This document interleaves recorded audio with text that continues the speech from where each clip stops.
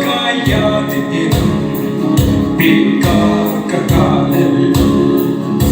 Lhagao malsomna kapcha asa pinsong katong pag-e ipagloma ngayon na pinsahi pagkay tatong mo katong pag-e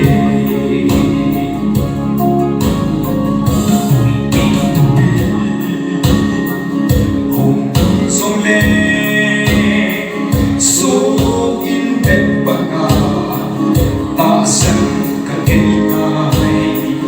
Lisip mehin Kulsin kahi Tol sot hindi Sisu asuta Lhagao malsomna Kapcha asa pinsong katong pag-e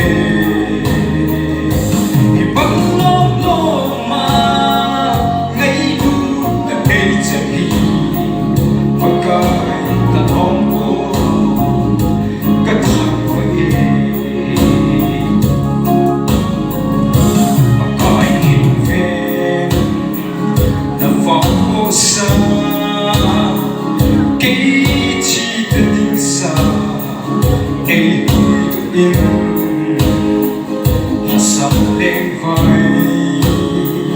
amang tasa hi chan hei wi ki alo hallelujah Lhagao malsomna kapcha asa pinsong katong pag-e